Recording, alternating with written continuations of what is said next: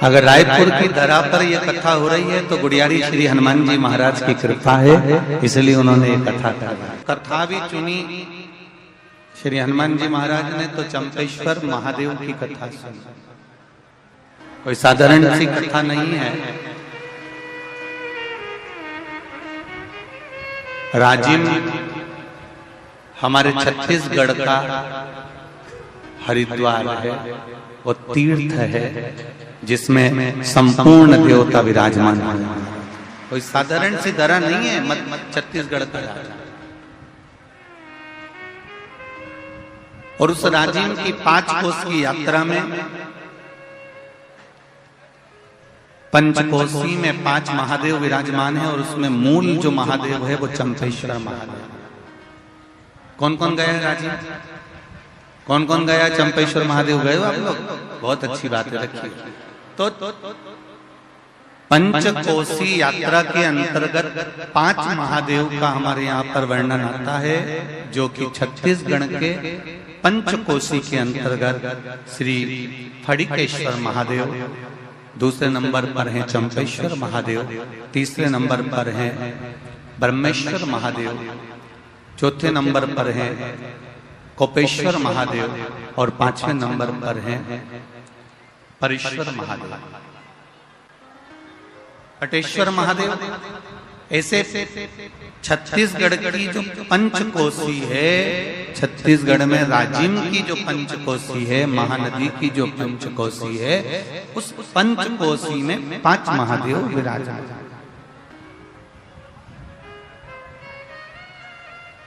और पंचकोसी के वो 5 महादेव में जो मूल महादेव का वर्णन किया गया है वो चंपेश्वर महादेव का किया गया।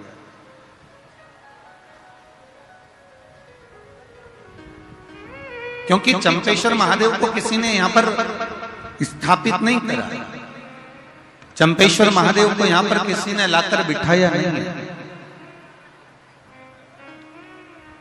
जैसे 12 ज्योतिर्लिंग में भगवान शिव स्वयं प्रकट हुए हैं, उसी तरह से छत्तीसगढ़ के चंपेश्वर महादेव चंपारण में स्वयं प्रकट हुए हैं। यह कोई साधारण नहीं है। शिव उपासना का, भगवान शंकर की भक्ति का ये 5 दिवस जो हमको मिला हुआ है शिव महापुराण के रूप में, उस कथा को हम अपनी जिंदगी में उतार कर चलते हैं। भक्ति के बिंदु को जब तक हम हमारे जीवन में नहीं उतारेंगे तब तक ये जीवन का आनंद नहीं होगा।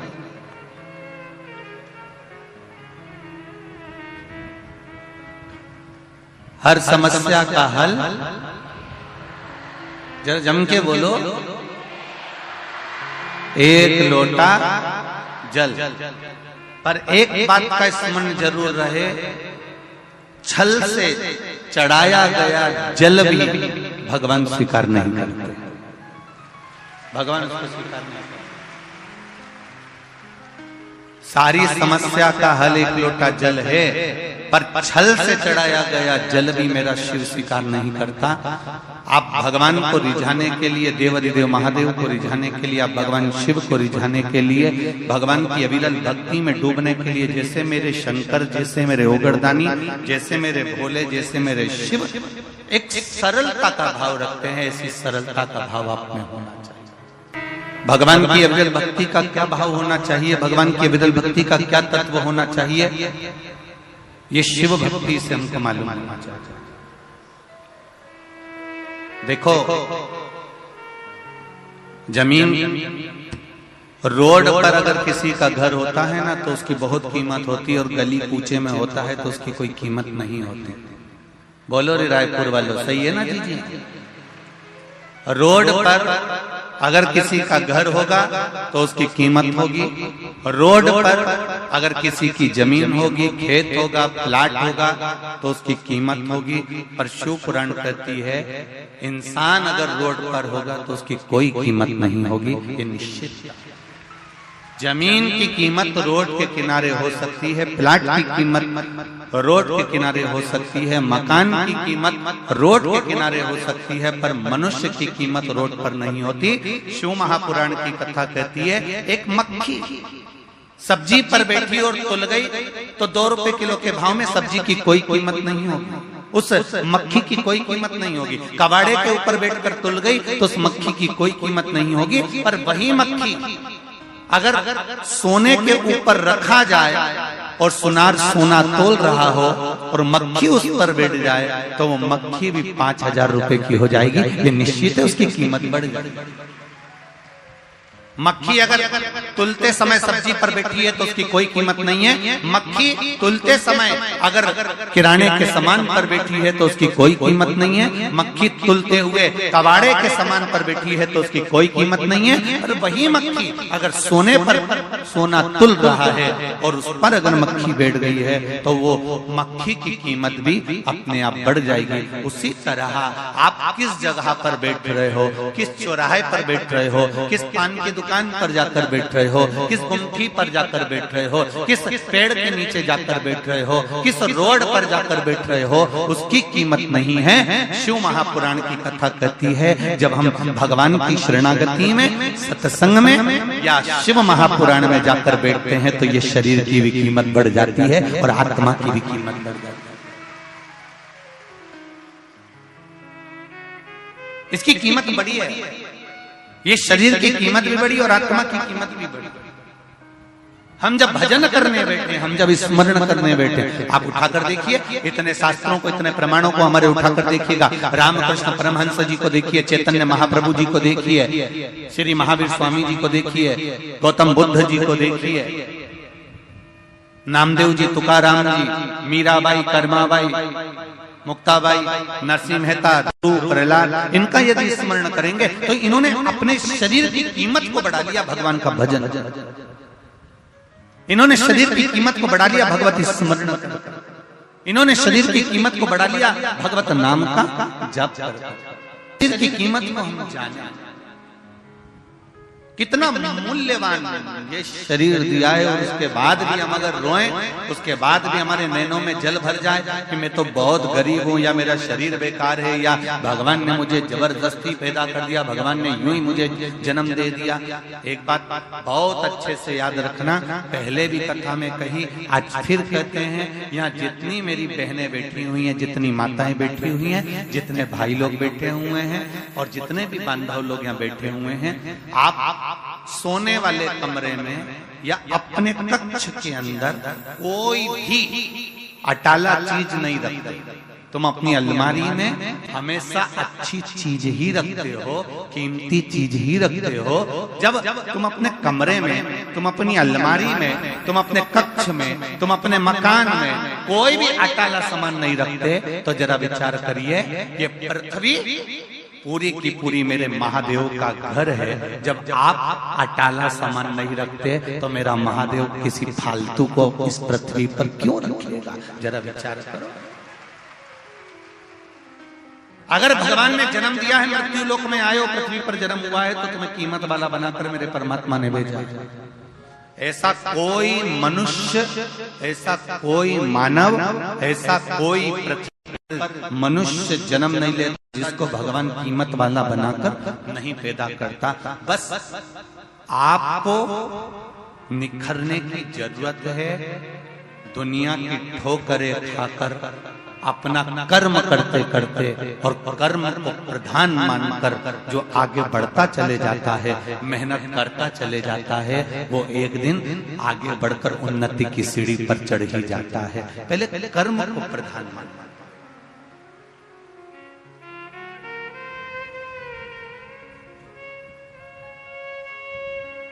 मेहनत करो, कहीं इधर उधर मत पड़ी जाना, नहीं तो लोग कहें कि कहीं का बाबा जोगी मिल जाए और कह दे कि तुम मेरे पास में आ जाओ, मैं तुमको गड़ा हुआ धन दे दूंगा, निकाल के हंडा दे दूंगा। ऐसे के चक्कर में मत पड़ना, अंधविश्वास की ओर मत जाना। शिव महापुराण की कथा कहती है, न हमें अंधविश्वास की ओर जाना है, न किसी ऐसे चक्कर में पड़ना है कि हमें गड़ा हुआ धन मिल जाएगा। आपको धन मिले, भोलेनाथ जी से कहना, भोलेनाथ मुझे किसी का धन नहीं चाहिए। शंकर जी से कहना, बस इतनी कृपा करना कि मेरे भाग्य में जो लिखा हुआ है वो धन मुझे दे दे, बस इतनी कृपा कर दे, मुझे दूसरे भाग्य का नहीं चाहिए। शिव भक्ति का एक रसतत्व, शिव भक्ति का एक आनंद। अभी कल की बात है, हमारे बसंत जी अग्रवाल जी कर रहे थे, गुरु जी 1 2 3 4 डूम लगवाए हैं, लगभग 4-5 लाख स्क्वायर फीट जगह में ये सारी व्यवस्था करी गई है। और लगभग इन चारों डूमों में मिला के ऐसा टेंट वाले और प्रशासन आदि का था कि लगभग 3 लाख पब्लिक इसमें बैठ सकती है। तो शिव महापुराण की कथा में गुरु जी पहले दिन हो सकता है कि अपना एक डूम ये वाला भरा जाएगा, ये वाला भरा जाएगा। तो हमने बसंत जी से बोला चिंता मत करो, ये रायपुर है और चंपेश्वर महादेव है, पहले दिन ही बाउंड्री के पार गेंद है, ये शिव है, ये कोई सहज नहीं है। मेरा भोलेनाथ, मेरा त्रिकालदर्शी, मेरा कैलाश, उसकी करुणा बड़ी। और फिर निवेदन करूंगा, जितनी भी माताएं, जितने भी भाई बहन, जितने भी बांधव इस पूर्ण आनंदमय शिव महापुराण की कथा को 5 दिन श्रवण करने पधारे, उनसे एक ही निवेदन है, इस कथा को केवल यहाँ से सुना, यहाँ से निकाल दिया, बच्चा कुचा था कपड़े में से झटकार दिया, घर पहुंचे और लोगों ने पूछा कि कथा में गई थी तो क्या लेके आई, तो कह दे कि मैंने सुनी तो बहुत सारी थी पर याद बिल्कुल नहीं थी। तो निवेदन है, ऐसी कथा मत सुनना कि यहाँ से सुनी, यहाँ से निकल गई, बच्ची कुची झटकार दी। कथा ऐसी सुनकर जाना कि एक साइड से पल्लू रख लेना, एक साइड से अंदर तो जाए पर इधर से निकले निकलना नहीं चाहिए, पूरी अंदर बैठती चली जाए, भरती चली जाए। ये 2 प्याले भगवान ने दिए हैं इनको पीने के लिए, इसको तत्व को ग्रहण करें, जीवन का आनंद, ये सुख है। जितने बसंत जी अग्रवाल किस्मत वाले हैं ना, और उनको ये शिव पुराण मिली है, उससे दोगुने किस्मत वाले तुम सब हो रहे जितने बैठे हो कथा है। कहीं पुण्य की, हमारे यहाँ छोटा बच्चा जब गुल्लक भरता छोड़ता है तो गिफ्ट लेकर आता है, ये पुण्य की गुल्लक जब फूटी है ना, तब जाकर रायपुर की इस गुड़ियारी हनुमान जी के मंदिर के प्रांगण में शिव महापुराण की कथा हुई। जब पुण्य की गुल्लक फूटी है, कुछ अच्छा मिला है, शिव कृपा से। महाराज शिव कथा कर रही है, भगवान शंकर का चरित्र कर रहा है, भगवान शिव की पावन कथा कर रही है कि शिव महापुराण वर्णन करती है कि जिस कथा को हम श्रवण करने के लिए बैठे हैं, शिव महापुराण कोई छोटा मोटा प्रसंग नहीं है। 24,000 श्लोक 12 खंड में वेदव्यास जी महाराज ने इसको बांट दिया है, और 12 खंड में बांटने के बाद वेदव्यास जी कहते हैं इन 24,000 श्लोक में से एक श्लोक, एक शब्द, एक अक्षर भी हमारी जिंदगी में अगर हमने उतार लिया तो जीवन की सार्थकता। एक भगवान की भक्ति के लिए दिन रात, सुबह शाम,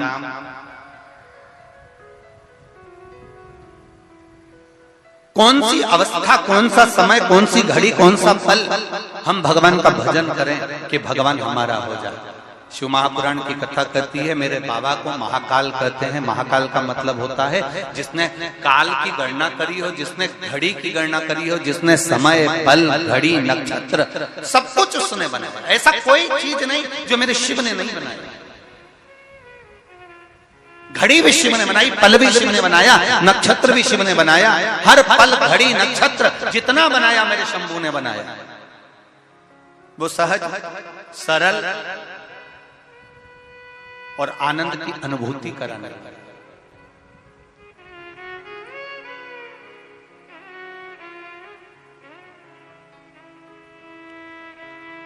वो निश्चितता सुख देने वाला, इसीलिए हम लोग उसको बारंबार आनंद के साथ में उसको पुकारा करते हैं। महाराज भगवान शिव का स्मरण हम बारंबार किया करते हैं, बारंबार।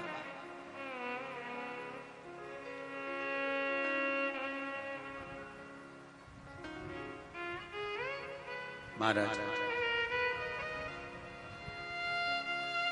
शिव कथा कर रहे हैं। एक बिंदु,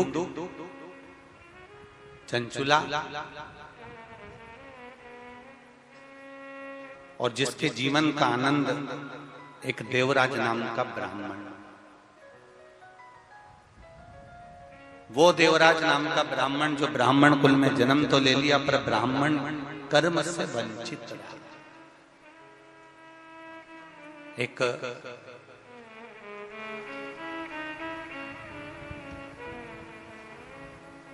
ब्राह्मण के कुल में अगर जन्म मिला है तो आप भगवत स्मरण अवश्य करिए और गलत कर्म से बचने का प्रयास करिए।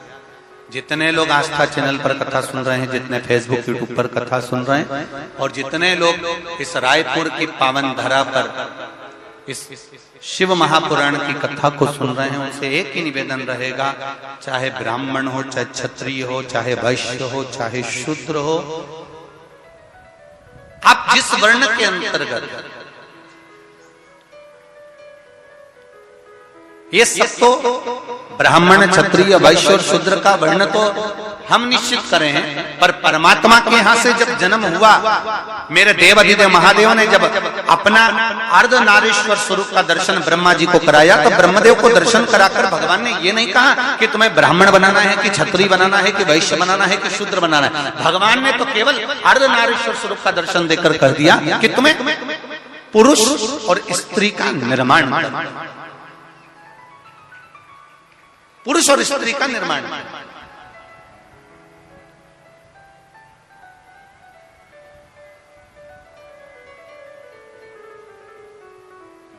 भगवान ये कभी नहीं कहे कि तुमको इसका निर्माण करना है। भगवान ने कहा तुम्हें पुरुष और स्त्री का निर्माण करना है, और पुरुष और स्त्री का जब निर्माण कर लो, पुरुष और स्त्री का जब निर्माण हो जाए और निर्माण करने के बाद उनको एक कर्म देना है कि तुम्हें परिवार का भरण पोषण कर कर भगवत भजन की ओर अग्रण्य होना है। मृत्यु लोक में जन्म लेने के बाद, पृथ्वी पर आने के बाद में हमारा भी कर्म है कि हमें परिवार का भरण पोषण करना है और भगवत भजन करना है। हम ये नहीं कहते कि तुम अपना घर छोड़ दो। हमने तभी अपनी इस व्यासपीठ से नहीं कहा कि तुम गंगा जी के घाट पर जाकर बैठ जाओ। बोलो जी जी, कभी बोला कि गंगा के घाट जाकर बैठ जाओ, कभी कहा कि नर्मदा जी के घाट पर जाकर बैठ जाओ, कभी कहा कि किसी तीर्थ में जाकर बैठ जाओ, फिर वापिस मत आओ। शिव महापुराण की कथा कहती है किसी तीर्थ में जाने की जरूरत नहीं, तुम्हें कहीं एक जगह पर कहीं संत, साधु, सन्यासी, तपस्वी, साधक, उपासक, महात्मा, जोगी बनने की जरूरत नहीं है। शिव महापुराण की कथा कहती है सबसे बड़ा आश्रम होता है गृहस्थाश्रम। घर में रहो, परिवार में रहो, कुटुंब में रहो, और उस परिवार में रहकर अगर तुम थोड़ा सा भी भगवान का भजन कर लोगे, एक लोटा जल भी अगर शिव को चढ़ा लोगे, और निश्चित है शिव तुमको मिल जाएगा, ज्यादा कहीं जाने की जरूरत नहीं पड़ेगी। और कोई तुमसे कहे कि तुम संत बन जाओ, साधु बन जाओ, तुम गंगा के घाट पर चले जाओ, तो उनके पांव पड़कर कह देना दादा तुम चले जाओ, हम नहीं, हमसे तो बने भी नहीं, क्योंकि ये मनुष्य की देह, मानव का शरीर है, बड़ा मुश्किल से मिला हुआ शरीर, और हम भगवत भजन करेंगे ये नहीं है। हम तो बस केवल थोड़ा बहुत भी नाम जाप कर लेंगे तो उतने में परमात्मा मिलेगा, ये निश्चित है। बिल्कुल निश्चितता है कि थोड़े से भजन से परमात्मा प्रकट हो जाता है। युग में केवल नाम की आधारशिला। आप कलयुग के अंतर्गत भगवान के भजन का, स्मरण का, मंत्र जाप का, नाम जाप का जितना स्मरण कर सकते हो उतना करो।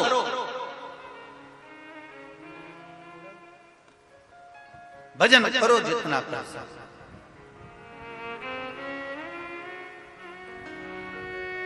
उसकी भक्ति में डूबे। देवराज नाम का ब्राह्मण, ब्राह्मण कुल में जन्म लेने के बाद ब्राह्मण कर्म श्रेष्ठ ना करता है।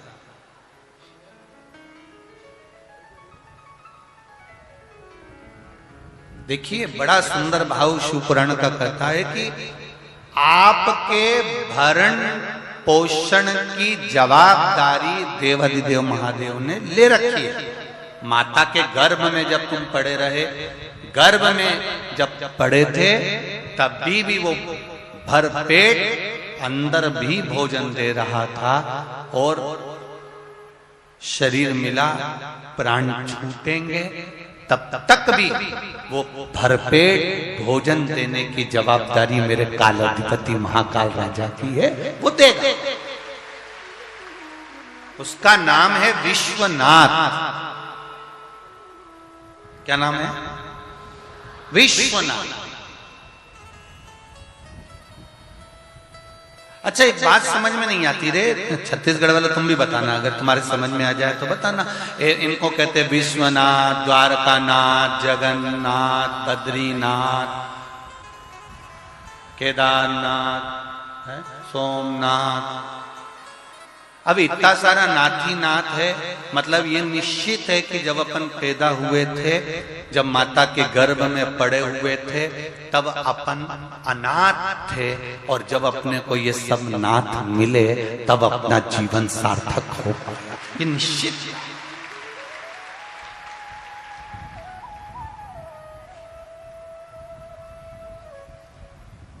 कोई कोई चला जाता है, कई लोग कहते हैं साहब देखो कोरोना में वो उनका वो बेटा चले गया, उसके छोटे छोटे बच्चे बेचारे अनाथ हो गए। तुम कैसे कह देते हो अनाथ हो गए? कोई मरा और तुमने जाकर कह दिया बताओ भाई उसके बच्चे अनाथ हो गए। अरे तुम्हें कहने से पहले विचार करना चाहिए कि हम उस परमात्मा को शब्द कह रहे हैं।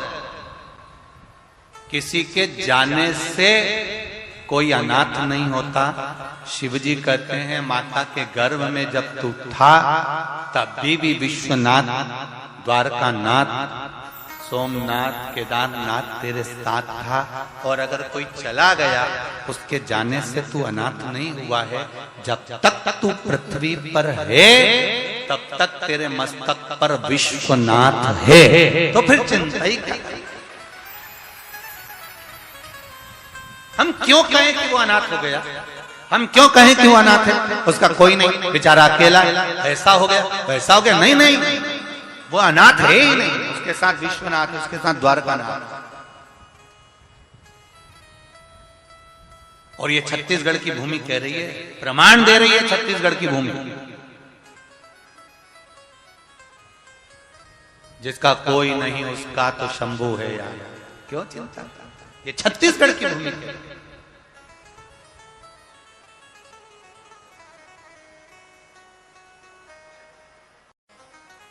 स्कंद महाभारत में कौशल के अंतर्गत वर्णन मिलता है महाभारत में। ये छत्तीसगढ़ कौशल देश के अंतर्गत आता था।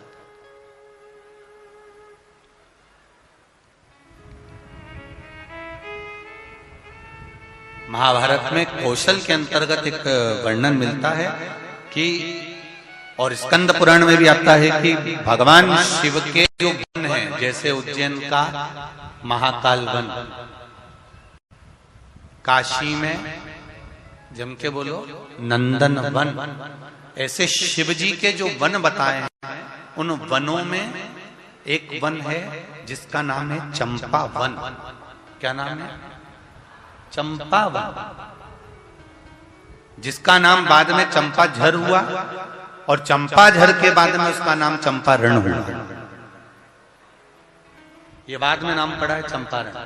महादेव के जो 9 वनों का वर्णन किया जाता है, महादेव के जो वनों का वर्णन किया जाता है, उस महादेव के वन में छत्तीसगढ़ की पावन धरा पर रायपुर के पास में एक वन शिवजी का विद्यमान है जिसका नाम है चंपा वन, जिसको लोग चंपारण भी कहते हैं।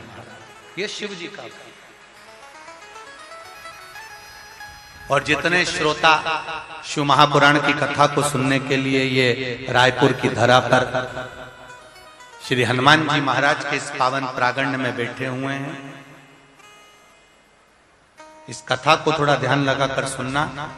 जितने लोग आस्था चैनल पर सुन रहे हैं, जितने फेसबुक यूट्यूब पर सुन रहे हैं, भगवान शंकर के जितने वन और महाभारत के कौशल के भाग में जो वर्णन किया गया वनों का, उन वनों में शिवजी के वनों में जैसे काशी को नंदन वन कहा गया है, उज्जैन को महाकाल वन कहा गया है, ऐसा एक वन शिवजी का चंपा वन रायपुर के नजदीक राजिम के पास चंपा। अब कितनी महत्वता होगी उस चंपा वन की, जरा विचार करिए। काशी में नंदन वन है, इसलिए वहां पर शिवलिंग विराजमान है, उसको कोई ने बनाया नहीं, उसको किसी ने रखा नहीं, स्वयंभू है। महाकाल में महाकाल वन है, शंकर भगवान स्वयंभू है। उसी तरह रायपुर के नजदीक में चंपावन है। उस चंपावन में चंपेश्वर महादेव स्वयंभू है, उसको किसी ने बनाया नहीं है, स्वयं। इसलिए सब ध्यान लगाकर सुनना, ध्यान से। सबले बढ़िया, जरा जम के तो बोलो, सबले बढ़िया छत्तीसगढ़िया। इसलिए छत्तीसगढ़ वालों के धान के कटोरे में एक वन, जो इतना सुंदर वन है, जिस वन में जीव जंतु जानवर पशु पक्षी जो रहता था वो एक दूसरे को कष्ट नहीं देता था, एक दूसरे को कष्ट नहीं देता। आज भी छत्तीसगढ़ का एक आनंद है।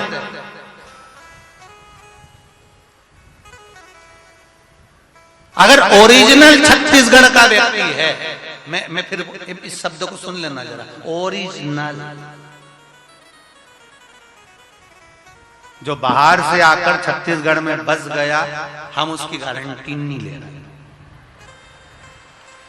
हम उसका पर जो ओरिजिनल छत्तीसगढ़िया है, ओरिजिनल, ये निश्चित है वो कभी किसी को दुख नहीं दे सकता, ये निश्चित था, अगर ओरिजिनल है तो।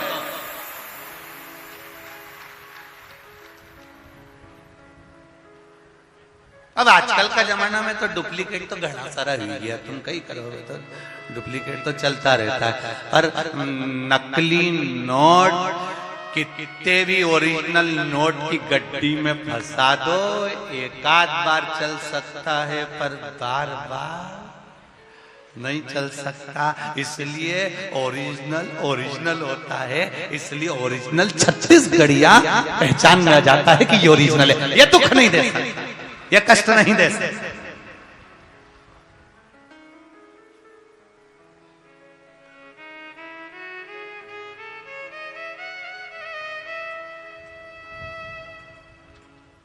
वो निश्चितता उसके अंतर्गत है।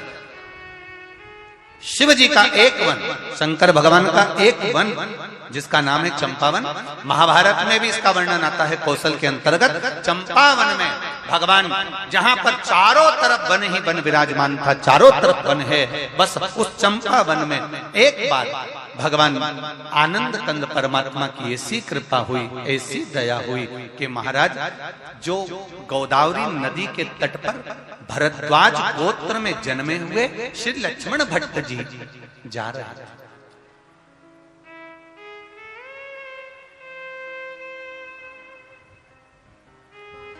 जिनकी धर्म पत्नी का नाम था इल्मगारू।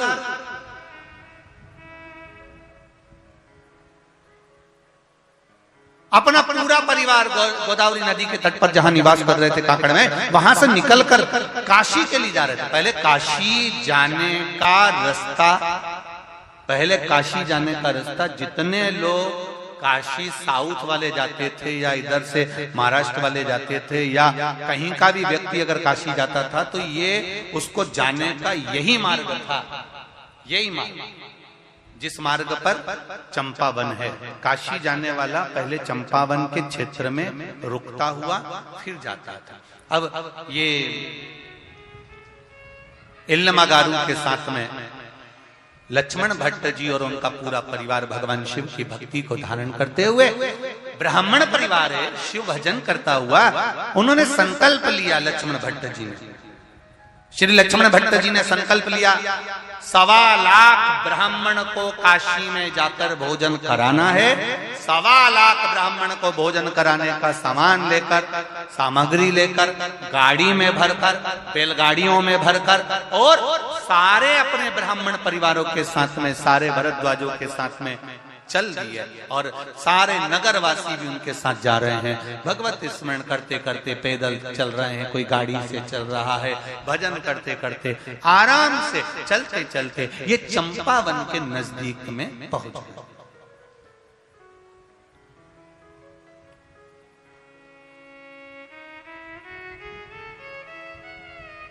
और चंपावन के नजदीक में पहुंचे।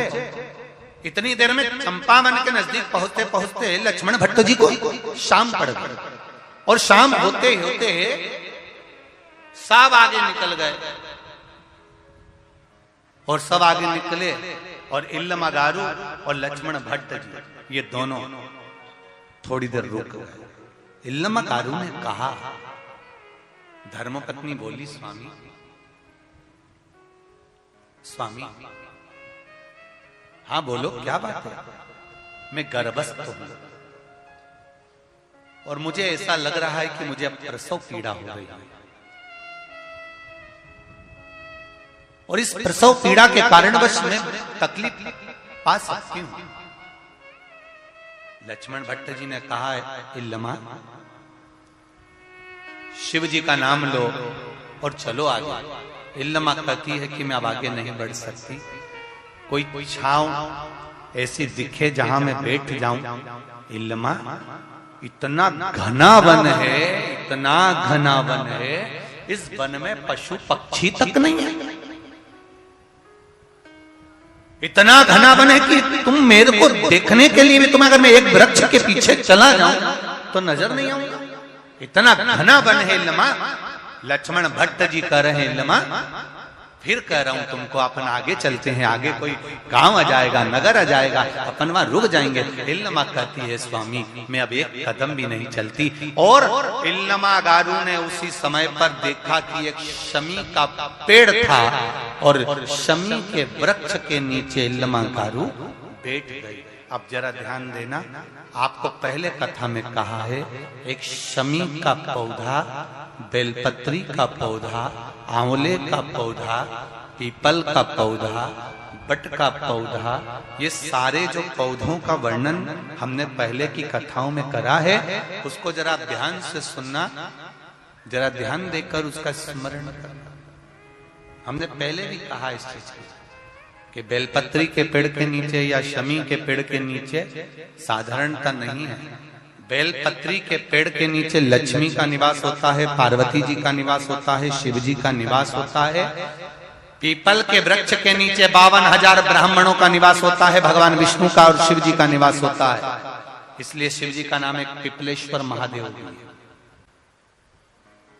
शमी के पेड़ के नीचे भगवान शिव अपने अड़भंग स्वरूप में विराजमान होते हैं। अड़भंग स्वरूप कैसा?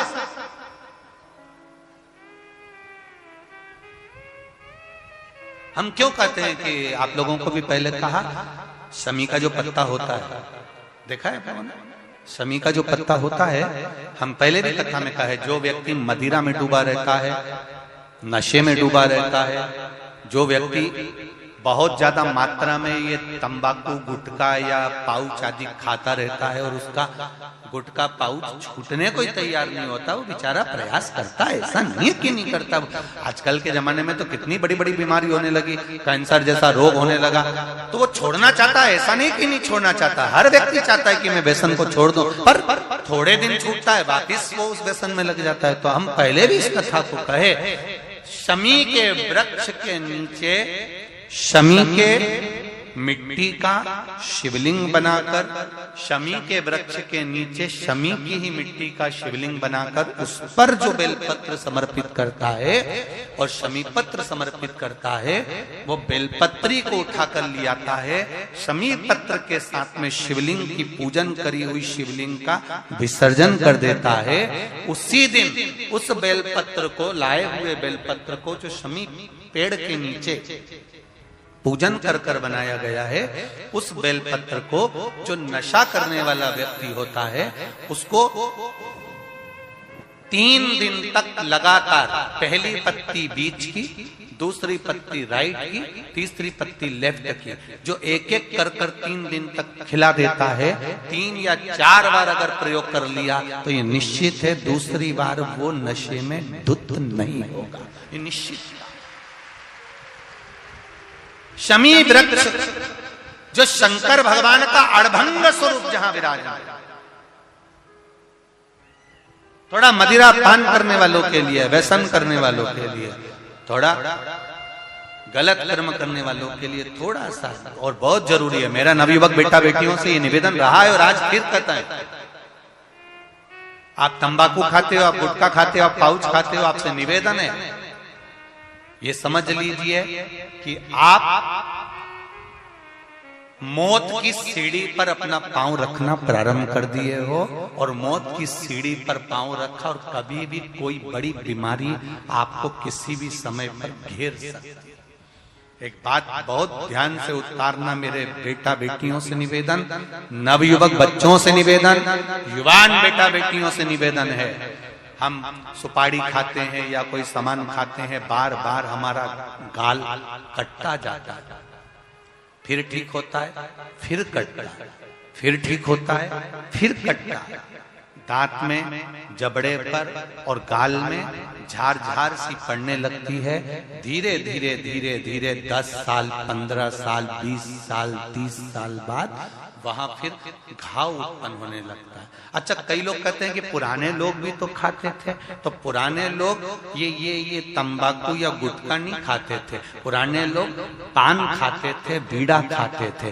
पान में चूना लगता था, कत्था लगता था और पान में एक तंतु होता है बीच का, वो तंतु एक ऐसा होता है जो अंदर बीमारी को पनपने नहीं देता। इसलिए जो बुजुर्ग लोग जो पान खाने वाले होते हैं, केवल जो पान का सेवन करते हैं, उनको कभी ये बड़ी बीमारी का रोग सताता नहीं है। और जो ये नया नया पाउच आता है जिसपे तुमने देखा होगा, उस पे कैंसर का फोटो भी बना रहता है, ये नए नए पाउचों पर कभी तुमने देखा कि पान पर फोटो बना हुआ है, पर पाउच पर, गुटके पर उसका समझो।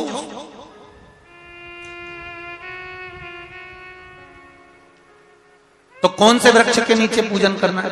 जम के बोलिए जरा, जम के बोलो जरा। शमी वृक्ष के नीचे। रायपुर वालों को जो कथा मिली है, बड़े ध्यान से सुनना ये कथा, बड़े आनंद के साथ मिली। और जितने लोग आस्था चैनल पर जो सुन रहे हैं, जितने फेसबुक यूट्यूब पर सुन रहे हैं, और यहाँ लाखों की संख्या में लोग बैठे होंगे। कई लोग तो अपनी अपनी टीन के ऊपर, छत के ऊपर चढ़ के बैठे हैं, कोई ट्रैक्टर पर, कोई गाड़ियों पर, कोई खंभों पर चढ़ के बैठे हुए। ध्यान से, बड़े प्रेम से सुनो इस कथा को, बड़े आनंद। शमी पत्र का वृक्ष। इल्मागारू ने कहा, अब एक प्रश्न, एक संवाद और थोड़ा ध्यान में उतारिएगा। मान लो किसी कार्य के लिए जा रहे हो और वो कार्य में बार बार अटकल आ रही है, वो कार्य तुम्हारा होना चाहिए और तुम लगे हो कि मुझे ये चीज होगी, ये निश्चित है। मैंने 10 लोगों को बोल के रखा है, 10 लोगों के हाथ जोड़ के रखे, भैया मेरा ये काम कर देना, भैया मेरा ये काम, और वो कर ही नहीं रहे। आखिर कारण क्या है? उसके लिए भी शमी पत्र का प्रयोग किया जाता है। शमी पत्र को शिवलिंग पर चढ़ाकर, वही शमी पत्र को उतारकर अशोक सुंदरी वाली जगह पर चढ़ाकर फिर आप अपने कार्य के लिए चले जाइए। श्री शिवाय नमस्तुभ्यम बोलकर 1 लोटा जल चढ़ाकर जाइए, शिव संभाल लेता है। वो शमी पत्र की, और शमी के वृक्ष ने क्या कृपा करी, अभी ये छत्तीसगढ़ की ये कथा कर रही है, ये धान के कटोरे की ये कथा वर्णन कर रही है। इल्मागारू लक्ष्मण भट्ट जी की धर्म पत्नी, जगत गुरु श्रीमद वल्लभाचार्य जी की माता इल्मागारू शमी के पेड़ से टिक कर बैठ। वृक्ष देखिए, शमी का वृक्ष, शमी के वृक्ष से इल्मागारू टिक कर बैठ गई और प्रसव पीड़ा बढ़ने लगी। लक्ष्मण भट्ट जी बोले, मैं क्या कर सकता हूं तेरे लिए? इल्मागारू कर रही है, मुझे कष्ट बहुत हो रहा है स्वामी, मुझे कष्ट हो रहा है, कृपा करो स्वामी, मुझे कष्ट हो रहा है। इल्मागारू चिल्ला रही है, लक्ष्मण भट्ट जी आंख से आंसू बहा रहे हैं। सबको पुकारा, उस घने वन में, उस चंपा वन में कौन मिलेगा, कौन प्राप्त?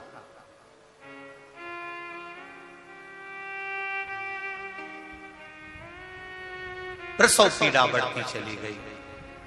शाम सारे के सारे जितने लोग साथ में काशी जा रहे थे सब आगे के नगर में पहुंच गए। आगे के नगर में पहुंचे और इल्लमागारू और लक्ष्मण भट्ट जी वहीं शमी के पेड़ के नीचे रुके। चारों तरफ वन ही वन है और इल्लमागारू के नेत्रों में जल। प्रसव पीड़ा बढ़ती चली जा रही है, बढ़ती गई। लक्ष्मण भट्ट जी बेचैन हो गए। पत्नी की दशा देखकर मैं क्या कर सकता हूँ। तभी समय बीता, रात्रि होने लगी और अंधेरा बढ़ गया। अंधेरा हुआ, अंधेरा होते हुए जब प्रसव पीड़ा बढ़ी, उस प्रसव पीड़ा के बढ़ते ही एक बच्चे का जन्म हो गया, एक बेटे का जन्म हुआ। तो लक्ष्मण भट्ट जी कहते हैं कि अभी तो आपको 9वां महीना होने में समय था इल्लमागारू। 8 मासा, 8वें महीने में बच्चे का जन्म हो गया। और 8वें महीने में बच्चे का जन्म हुआ। जब लक्ष्मण भट्ट जी के हाथ में बच्चा दिया है इल्लमागारू ने, जब पुत्र दिया है, तो लक्ष्मण भट्ट जी कहते हैं इल्लमा इसमें तो प्राण नहीं है, इसकी श्वास नहीं चल रही है, इसकी धड़कन कार्य नहीं कर रही है, ये मर चुका है, इसके प्राण छूट गए। इल्लमा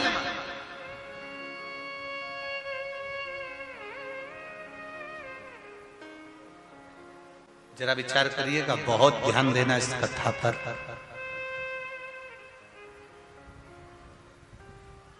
दुनिया के लोग कहते हैं कि हमें बहुत कष्ट है। शिव महापुराण की कथा कहती है मनुष्य का शरीर कष्ट को भोगने के लिए ही मिला है। कौन सुखी संसार में? कौन सुखी?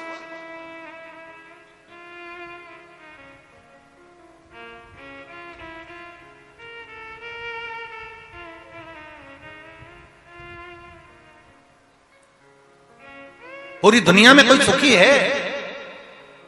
अरे व्यक्ति अगर विद्वान हो जाता है तो अहंकार समाहित हो जाता है, विद्वत्ता आ गई, अभिमान आ गया। और सोचिए, अगर मान लो व्यक्ति एक पद प्राप्त कर लेता है कि साहब इसने यहाँ विजय प्राप्त करी और विजय प्राप्त करी तो ये पद इसको मिल गया। वो पद पाने के बाद वो सोचता है कि अब मुझे एक और दूसरा पद मिल जाए। फिर वो सोचता है कि मैं कहीं इस मंत्र पद पर बैठ जाऊं। फिर मंत्री पद से सोचता है कि साहब मैं ये बन जाऊं। फिर वो बनते बनते उसने सोचा साहब मैं ये बन जाऊं।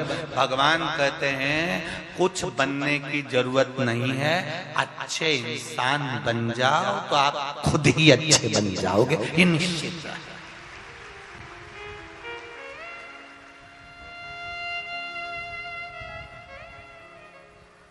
हम पहले भी कथा में कहे, आज फिर कह रहे हैं, आप लोग थोड़ा ध्यान से सुनना, बहुत ध्यान देना इस प्रसंग पर। आप अच्छे इंसान बन जाओ। हम हमारे बच्चों से कहते हैं देख लो श्रवण कुमार को, हम अपने बच्चों से कहते हैं बनना है तो उनके जैसे बनो। हम अपने बच्चों से कहते हैं उसके जैसे बनो। हम अपने बच्चों से कहते हैं उसके जैसे बनो। शिव महापुराण की कथा कहती है आप अपने बच्चों को ये मत कहो कि उसके जैसे बनो, अपने बच्चों को ये कहो कि तुम ऐसे बनो कि आने वाली पीढ़ी कहे कि इसके जैसे बनो। तुम अपने बच्चों को वो बनाने का प्रयास करो।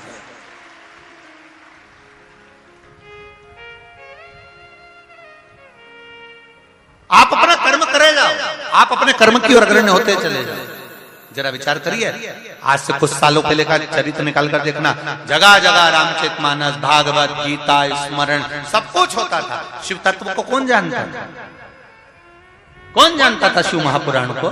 शिव पुराण होती है, शिव पुराण की कथा होती है, शिव पुराण का चरित्र होता है, कौन जानता था? पर धीरे धीरे धीरे धीरे शिव महापुराण का जब विस्तार होते चले गया, लोगों के हृदय में शंकर की कथा बैठती चली गई, तो धीरे धीरे वक्ताओं ने भी, अब तो ढेर, तुम जब टीवी खोलोगे तब कोई ना कोई शिव महापुराण की कथा बाचता हुआ मिल जाएगा। शिव पुराण ने अपना विस्तार कर लिया। आप बनो, कई लोग कहते हैं उनके जैसे बनो, उनके जैसे बनो। आप अपने बच्चों को ज्ञान दीजिए कि ऐसा बनो कि तुम्हें देखकर दूसरे घर के माता पिता कहें कि इनके जैसे बनो। अपने बच्चों को ज्ञान उपदेश दो।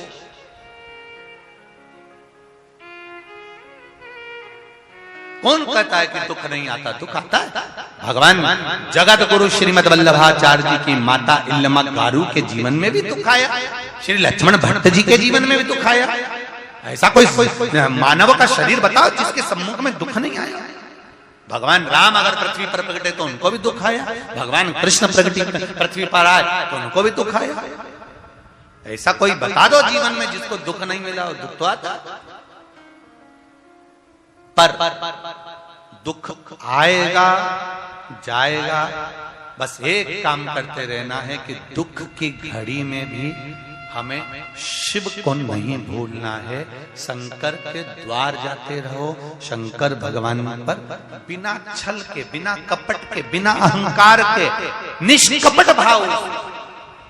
हमें एक लोटा जल ये देखकर नहीं चढ़ाना कि दुनिया के लोग हमको देख रहे हैं। हम मंदिर में गए तो पड़ोसन देख रही है, वो हमको देख रही है, हम किस तरह से चढ़ा। नहीं नहीं नहीं, आप तो अड़भंग होकर आपके मन से जैसे आप शिव जी की आराधना करते हो वैसे चढ़ाओ। आप तो एक लोटा भर के ले गई। कई लोग कहेंगे बताओ, अरे कहीं कंगी मंगी तो करी आती, कहीं कपड़ा वपड़ा अच्छा पहनी आती, तो कह दो भगवान हमारा कपड़ा नहीं देखता, भगवान तो हमारा, अरे बोलो जम के, दिल देखता। शिव जी कपड़े से कभी प्रसन्न नहीं होते, शिव जी तो अपने हृदय से प्रसन्न होते हैं। निर्मल मन सो मोही, आप निर्मल मन रखिए, भाव शुद्ध रखिए, चित्त शुद्ध रखिए, हृदय शुद्ध रखिए, मिलेगा।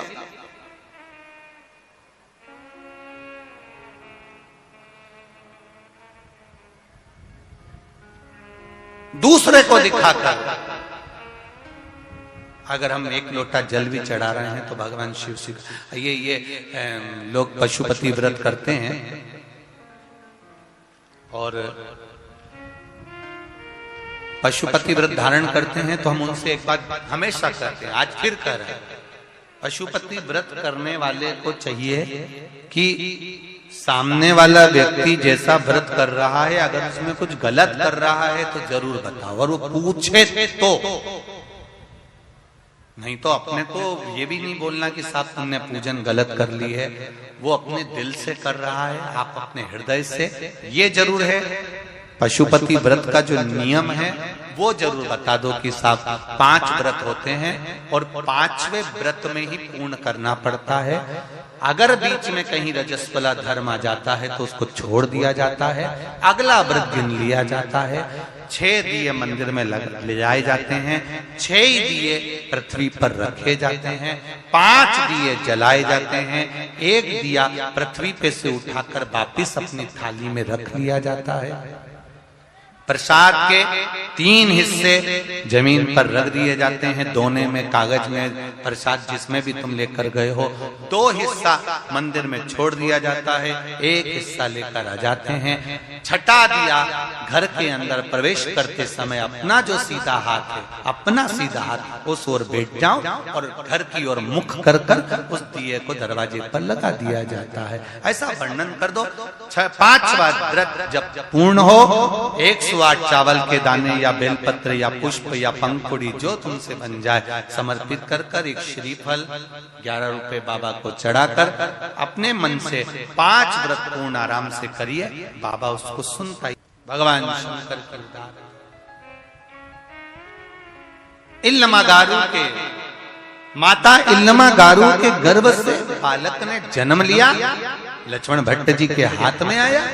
बालक जब हाथ में आया तो देखा तो इसकी श्वासें नहीं है, इसकी धड़कन नहीं है, इसकी श्वास नहीं चल रही है, ये लगता है कि मर चुका है, इसमें प्राण नहीं है, मर गया।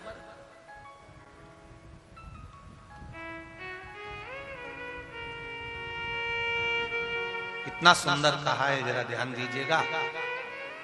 शिव महापुराण की कथा कहती है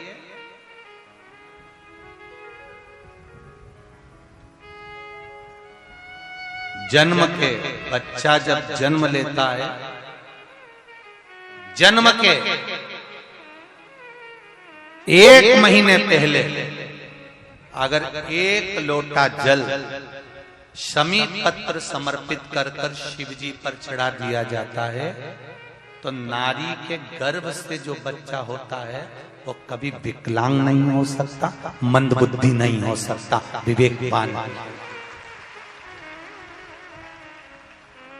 शरीर कष्टवान बच्चा जन्म नहीं ले सकता। और यदि शिव मंदिर नहीं है नजदीक में, शंकर का मंदिर भी नहीं है नजदीक में, तो शमी के पेड़ के नीचे एक लोटा जल चढ़ाकर उसका भी स्मरण किया।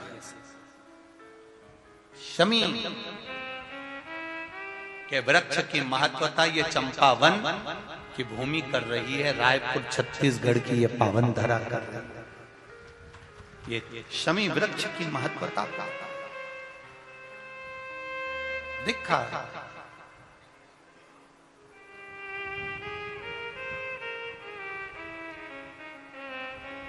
बच्चे में प्राण नहीं है, बच्चे में श्वास नहीं है, बच्चा मर चुका है, 8 मासा बच्चा हुआ है, 8 महीने का हुआ है।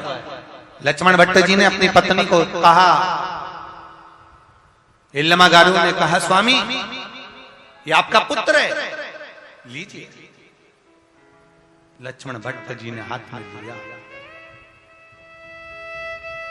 चंपावन की भूमि, लक्ष्मण भट्ट जी के हाथ में जब पुत्र आया, पुत्र को देखा तो इसमें श्वास नहीं, धड़कन नहीं, बहुत उसके शरीर को लक्ष्मण भट्ट जी ने हाथ लगाया, हृदय पर हाथ फेरा, पीठ पर हाथ फेरा, बच्चे को लटका कर देखा पर उसके अंदर प्राण नहीं है। जानकर लक्ष्मण भट्ट जी इल्लमागारू से क्या कहते, अपनी पत्नी को ये बोलना बड़ा कठिन है कि ये पुत्र मर चुका है।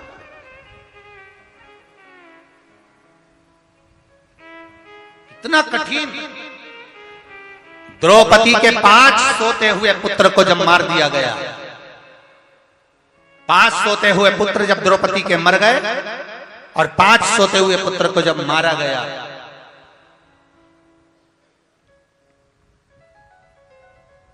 तब द्रौपदी की दशा क्या थी? चीख पड़ी थी द्रौपदी, रो पड़ी थी द्रौपदी, द्रौपदी ने आवाज लगा दी थी, स्वामी स्वामी स्वामी करते करते चिल्लाती हुई गई पांडवों के पास में, मेरे पति मेरे पुत्र का दशा देखी। पूछा क्या हो गया? अश्वत्थामा सोते पुत्रों का वध। आंखों में जल जाता था। एक मां के सामने उसके पुत्र की अगर गति होती है तो मां का हृदय कचोट जाता है। ये कोरोना महामारी में, ये कोरोना महामारी के अंतर्गत जब जवान जवान युवान युवान बच्चे प्राणों को त्याग रहे थे, तब बुजुर्ग घर के आंख में आंसू भरकर रो रहे थे कि इनकी मृत्यु की जगह हमारी हो जाती, कम से कम मेरा बेटा तो रह जाता। पर जो लिखा ललाट पर उसको कौन टाल सकता? जो ललाट का लिखा हुआ है उसे कौन टाला है? कौन टाल सकता? महाराज रो रही है, इल्लमागारू को कौन कहे कि तुम्हारा पुत्र नहीं है, मर चुका है। लक्ष्मण भट्ट ने विचार करा। लक्ष्मण भट्ट जी ने जब देखा तब लक्ष्मण भट्ट जी ने अपनी पत्नी को समझाया कि इस पुत्र को इसी शमी के पेड़ के नीचे छोड़ना पड़ेगा।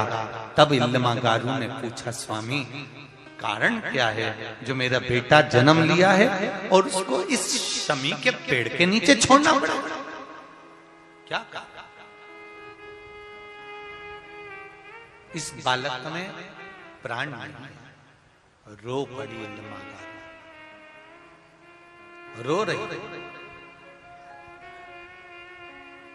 बहुत ध्यान दीजिएगा साहब, मृत्यु लोक में जन्म हुआ है तो जन्म से लेकर मृत्यु की सैया पर सोने तक व्यक्ति को रोना तो पड़ता ही है, निश्चित है। रामचरितमानस में भी लिखा है, माता कौशल्या जी ने राम जी को देखा और राम जी से कहा, माता भूमि बोली सोमति डोली तजहु तात, यह रूपा की जैसे सुलीला अति प्रिय शीला, यह सुख परम अनुपा, सुनी बचन सुजाना। आगे क्या है? रोदन ठाना। माता बोल रही है राम जी से कि रो। राम जी कहते हैं मां मैं भगवान। राम जी कह रहे हैं मैं विष्णु हूं, नारायण हूं, और आप कह रही हो कि मैं रो। माता कौशल्या जी ने कहा मृत्यु लोक में जन्म लिया है तो रोना तो पड़ेगा। कौशल्या जी ने राम जी को जन्म के समय रुलाया था, इसलिए आज भी हॉस्पिटल में बच्चा जब जन्म लेता है तो उसको डॉक्टर सिस्टर उल्टा लटका के थप मार के चिमटा खोड़ के रुलाते हैं। आज से रोएगा तो मरेगा, तब तक रो कि रोना तो पड़ेगा। अगर मृत्यु लोक पर आयो ना, पृथ्वी पर जन्म लिया तो रोना तो पड़ेगा। तुम लोग ये मत सोचना कि अपन कथा सुनेंगे तो हो सकता है कि दुख कटेगा।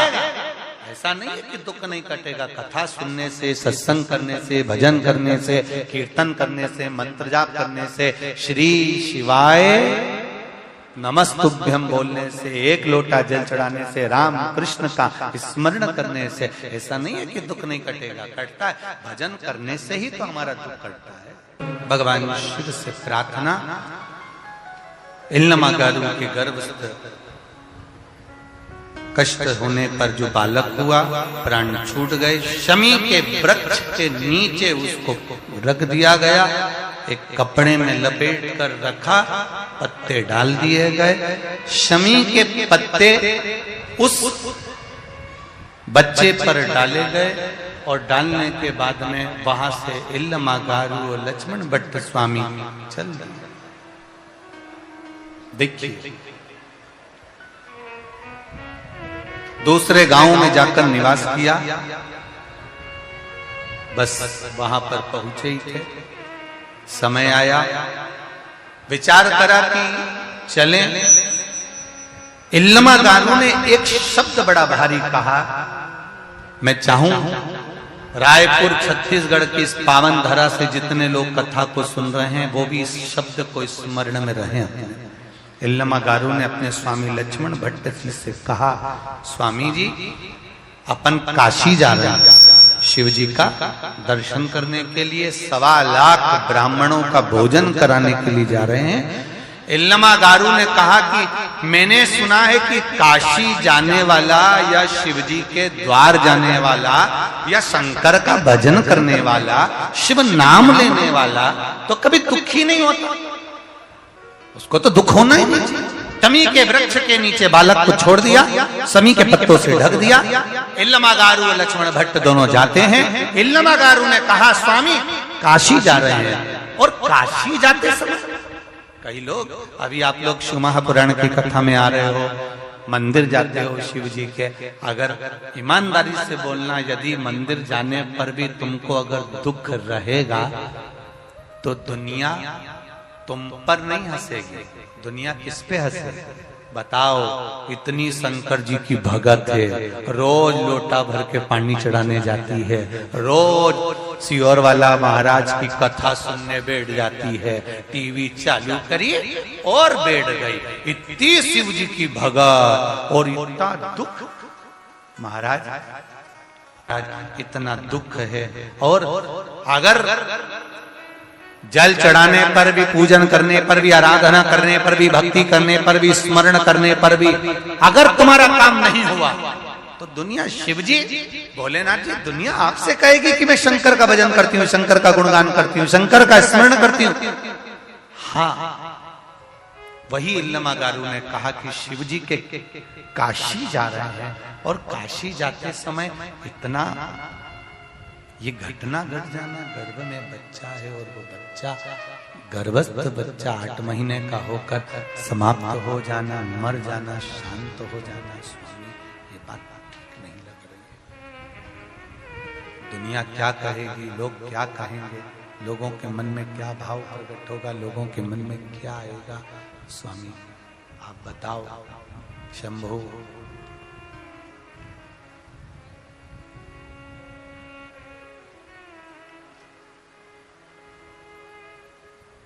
लोगों के मन में क्या भाव प्रकट होगा,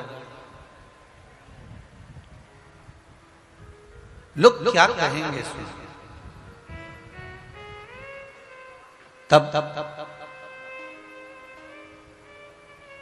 लक्ष्मण भट्ट जी ने कहा तुम्हारा पुत्र मर चुका है, जन्म मरण परण तीन शिव जी के हाथ में।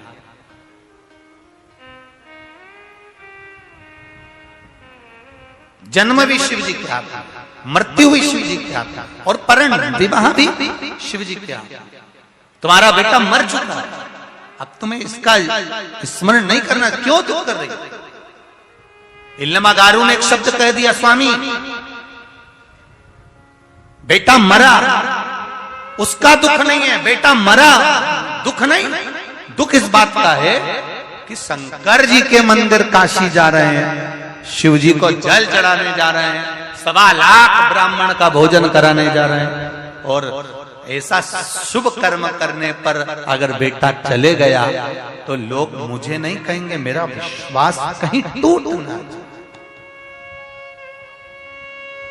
मेरा भरोसा ना टूटे, मेरा विश्वास ना टूटे। बस बात इतना।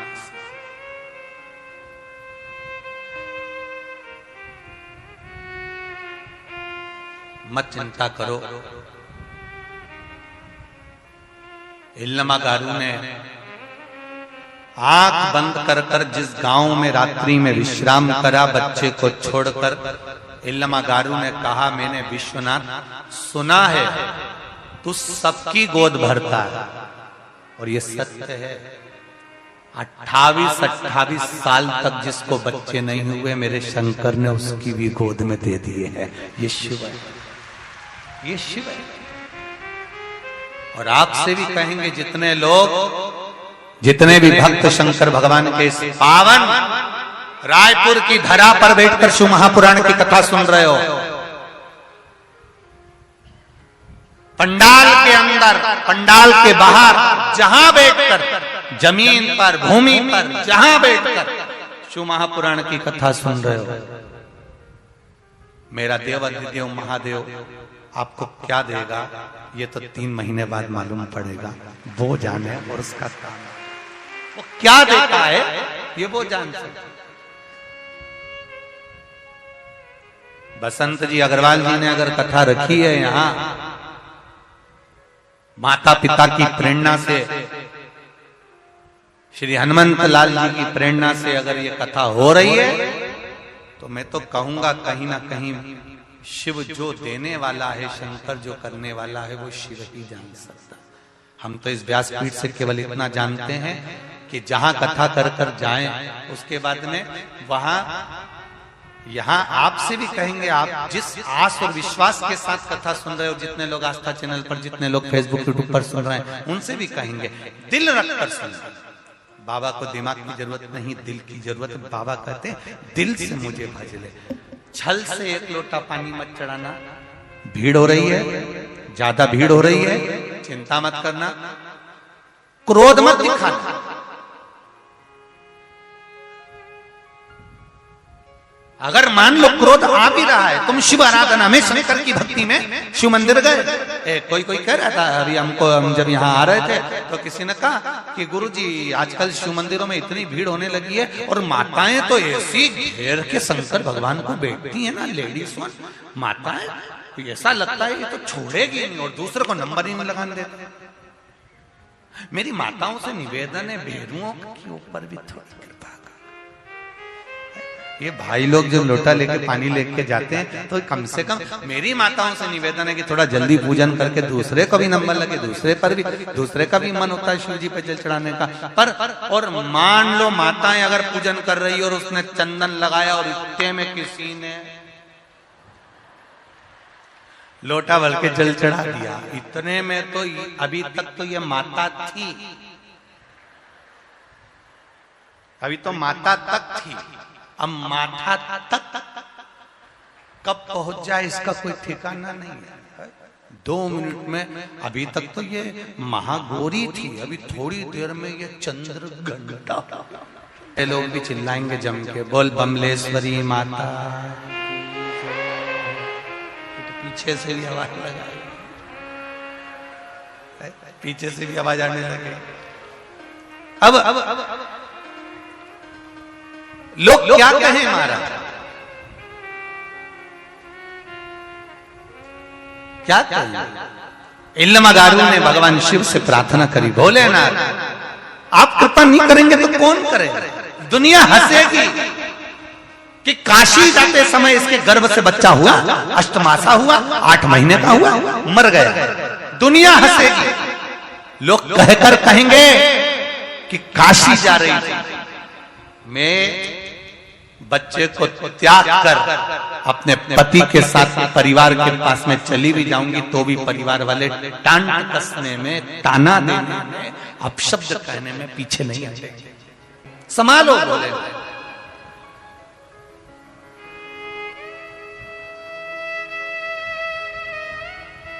शब्द पहुंचा देवऋषि नारद तक। ध्यान दीजिएगा थोड़ा सा, ये कथा बहुत पुरानी नहीं है, इसी कलिकाल की कथा है, इसी कलिकाल की। ये कथा पुरानी नहीं है। आप जरा ध्यान दीजिएगा। शब्द पहुंचा देवऋषि नारद के पास। एक चींटी भी पुकारती है तो भगवान के पास शब्द जाता है। एक छोटा सा माथे में रहने वाला जू भी पुकारता है तो शिव के पास शब्द जाता है, भगवान के पास। देवऋषि नारद के पास शब्द गया। देवऋषि नारद दौड़ते दौड़ते उसी समय पर देवाधिदेव महादेव के पास पहुंच गए। महादेव तो नेत्र बंद करके बैठे थे, पार्वती मैया पास में बैठी हुई थी। माता पार्वती जी शिव मंदिर में इसलिए रहती हैं क्योंकि शंकर भगवान तो नेत्र बंद करके बैठे रहते हैं, तो जो भी आए कम से कम शंकर भगवान किसी को नहीं देखे तो पार्वती जी तो देख ले। पति दुकान पे रहता है तो पत्नी को घर पे रहना चाहिए, पर पत्नी भी बैग टांग के किटी पार्टी में चली जाए तो मान लो पत्नी बैग टांगे, पति गया इधर दुकान पे और इन्हें ये चली सीधे और मालूम पड़ा कहीं पार्टी में चली गई, कहीं मार्केट चली गई, कहीं किटी पार्टी में चली गई, कहीं फंक्शन में चली गई और पति दुकान पर। अब इनके यहाँ मेहमान आए, कोई आए, पत्नी मिले ही नहीं। माता भाई पति तो ठीक है दुकान पे रहे, पर कम से कम पत्नी को तो आदर सत्कार करना चाहिए। तो शिव जी के मंदिर में पार्वती जी का काम क्या है? पार्वती जी हाथ जोड़ के बैठी रहती हैं शंकर जी के मंदिर में, बिल्कुल ऐसे कैसे, बस सिर पे पल्लू डला और पार्वती मैया हाथ जोड़ के बैठी रहती हैं और ये देखती रहती हैं कौन कौन आया। पार्वती जी के नेत्र बंद नहीं रहते शिव जी के मंदिर में, पार्वती जी के नेत्र खुले होते हैं। शंकर जी के नेत्र भले बंद रहे, शंकर जी भले आराम से बैठे रहे, पर पार्वती मैया सबको देखती रहती है कौन आया। घर में जो माता होती है ना, बुजुर्ग वो यही देखती रहती है कमला कहां जा रही है, बिमला बाई के छोरे के यहाँ क्या हुआ। वो दरवाजे पे बैठ के पूरा गणित देती रहती है कि कौन गया, कौन आया, कौन क्या करे, कौन क्या नहीं करे। शिव कृपा। पार्वती मैया नेत्र खोलकर बैठी हो शिव जी का। पार्वती जी से देवऋषि नारद ने कहा, माँ, पार्वती जी ने पूछा क्या हुआ? माँ आपसे कुछ कहना है। शिव जी ने पूछा, पार्वती जी पूछी देवऋषि नारद हुआ क्या ये तो बताओ। बस माँ आपसे कुछ बात करना, क्या कहना चाहते, कहना क्या चाहते। देवऋषि नारद ने फिर पार्वती मैया ने पूछा हुआ क्या है देवऋषि नारद कहते हैं एक ब्राह्मण भूमि पर गोदावरी के तट से काशी के लिए जा रहा है और उसकी धर्म पत्नी के गर्भ से एक बच्चा हुआ है 8 महीने का, वो शमी के वृक्ष के नीचे हुआ। पार्वती जी बोली शमी का वृक्ष तो शंकर जी की गोद होती है। माँ उसी शमी वृक्ष के नीचे उस बच्चे को जन्म दिया और वो बच्चा मरा हुआ 8 मासा हुआ, उसके प्राण नहीं है, उसकी धड़कन नहीं, उसकी श्वास नहीं है माँ, इसलिए उसको उसी शमी के वृक्ष के नीचे छोड़ दिया। जरा देखिए जगत गुरु श्रीमद वल्लभाचार्य जी का जन्म। दुनिया के लोग भले भेद करें कि ये राम वाले, ये कृष्ण वाले, ये शिव वाले, पर मेरे देवताओं के मन में कभी भेद नहीं होता। ब्रह्मा विष्णु और महेश सब एक हैं, सब एक, कोई अलग नहीं। ये दुनिया के लोगों ने भेद कर दिया, ये ब्राह्मण है, ये क्षत्रिय, ये वैश्य है, ये शूद्र है। किसी पुराण में, किसी शास्त्र में ऐसा कहा गया हो कि आप ब्राह्मण हो या क्षत्रिय हो या वैश्य हो या शूद्र हो तो किसी एक वर्ण की निंदा करी गई हो कि आप शूद्र की निंदा कर दो या क्षत्रिय की निंदा कर दो या वैश्य की निंदा कर दो या ब्राह्मण की निंदा कर दो? हमारे वेद, हमारे पुराण, हमारे शास्त्र कभी किसी वर्ण की, किसी अन्य धर्म की कभी निंदा करना नहीं बताते हैं। यहां तक शिव पुराण कहती है कि किसी धर्म की भी निंदा मत, किसी धर्म की निंदा मत।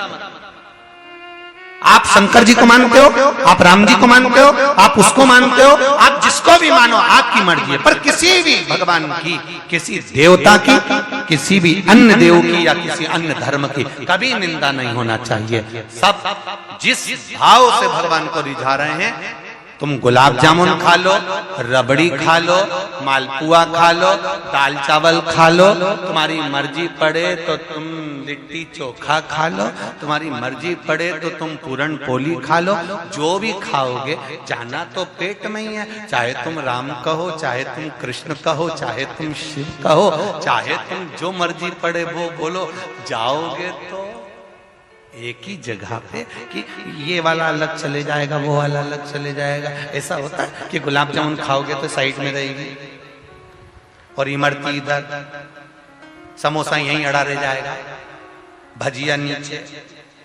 कहीं ऐसा हुआ कि राम जी वाला इधर जाएगा, न कृष्ण जी वाला इधर जाएगा, न शिव जी वाला इधर जाएगा? नहीं, सब एक जगह,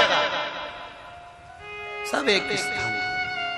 देव ऋषि नारद कह रहे हैं, मेरे मन का एक संशय, एक ब्राह्मण परिवार और ब्राह्मण परिवार की धर्म पत्नी के गर्भ से बच्चा हुआ, समी के पेड़ के नीचे हुआ, और वो समी के पेड़ के नीचे उस मरे हुए बच्चे को छोड़कर चले, उस मरे हुए बच्चे को छोड़कर।